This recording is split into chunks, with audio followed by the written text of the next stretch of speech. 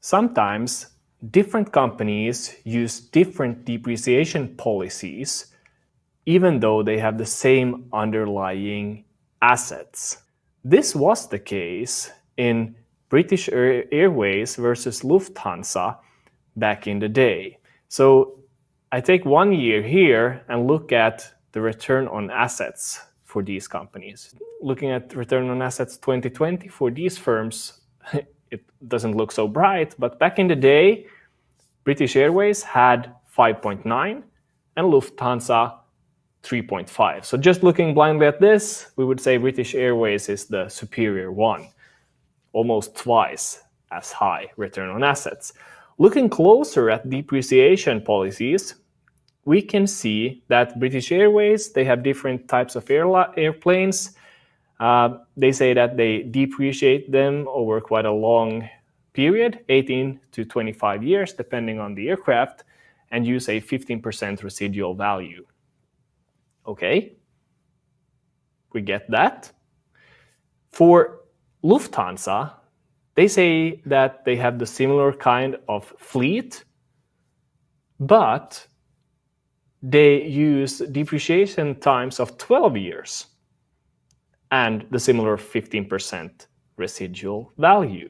They depreciate quite rapidly in comparison to British Airways. So this means that Lufthansa's return on assets are dragged down more than the British Airways due to depreciation. So as an analyst, we could go in and decrease Lufthansa's depreciation rates to match those of British Airways. And that is what we're going to do next. We need to dig into the notes of Lufthansa. I checked that the historical cost of these airplanes was 22.486. This is given in millions. Accumulated depreciation, 12.238. From this information, we can calculate the average age of Lufthansa's fleet using how much is going to be depreciated. So we know the residual value is 15%, so we can take just 85% of the historical cost. Then that would be 19,113. Okay, then we can divide the accumulated depreciation with the depreciable cost and get 64.03%. That is how much that has been depreciated so far. And we know we are depreciating for 12 years, so taking 12 times this percentage, we get the average age of the aircraft, 7.6 years in Lufthansa. So what we can do then with this information is go on to increase the book value at the beginning of the year to basically adjust for the relatively high prior depreciation rates.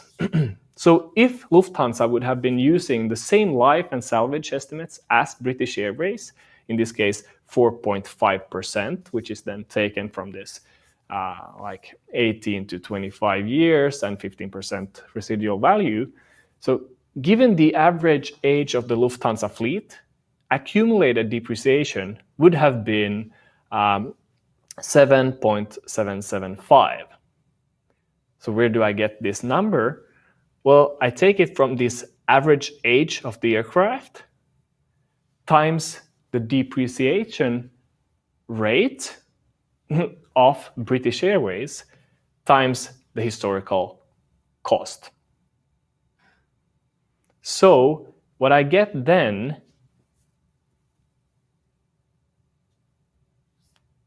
is a lower number than the actual accumulated depreciation. So what I need to do is I need to increase the non-current tangible assets with the difference. So I take the accumulated depreciation minus what the accumulated depreciation should have been with the British Airways depreciation rate, and I get 4,463. And this is what I increase the tangible assets with. That's the first step. Increase the tangible assets. As in the other examples, I can not only do something with the asset side, I need to see the similar effect on equity and deferred tax liability.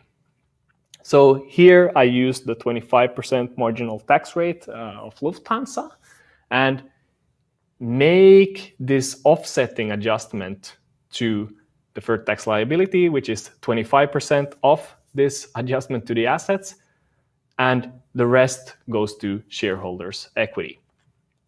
Then I'm off to the income statement. I want to reduce the depreciation expense to basically reflect the lower depreciation in this current year. Of course, Lufthansa at this stage didn't stand still. They bought new aircraft all of the time. And I can see from the annual report that they bought 1.9 billion net new aircraft in 2012, which is the year under investigation here.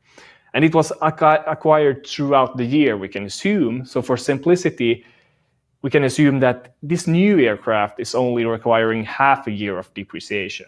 So the depreciation expense for 2012, that will be in cost of sales, should be, we use this depreciation rate,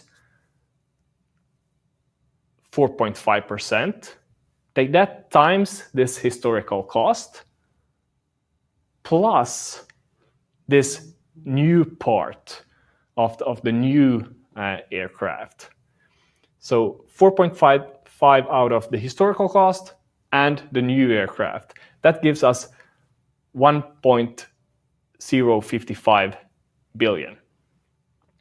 The reported number was 1.660 billion.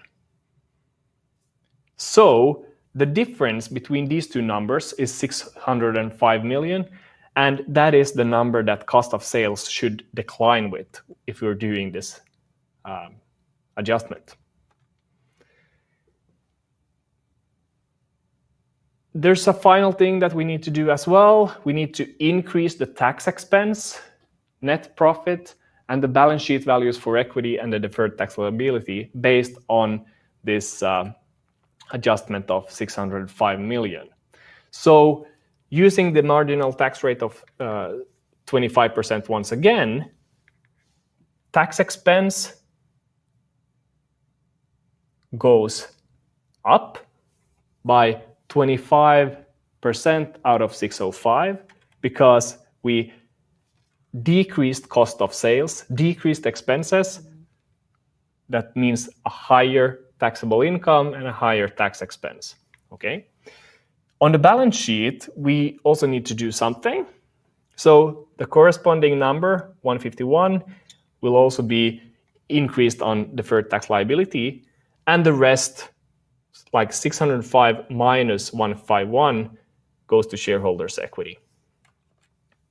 So what we're doing now is basically showing what would be the Lufthansa's financial reports if it had always used the same depreciation assumptions as British Airways.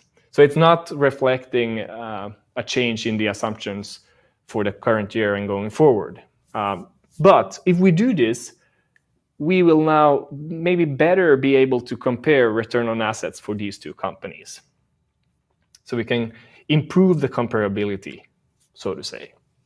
So taken together, all these steps, 1, 2, 3, 4, what we see is that, okay, we have an increase in the tangible assets, both the old part and the current year, so less depreciation in the current year. We see offsetting adjustments to deferred tax liability and shareholders' equity. And in the end, lower depreciation in the current year, higher tax expense, but a higher profit will be like the net result of this. So current and accumulated depreciation expense goes down with a longer depreciation horizon, and this will in result increase earnings. Just looking at the return on assets measures, for Lufthansa. Before we did the adjustment, 3.5%. After we did it, 4.3%. So it's getting closer to the 5.9% of British Airways. And the difference is smoothed out a bit. And this is maybe the reality. This is how the way we should do it, especially in the case if we see that the assets that the companies use are more or less the same.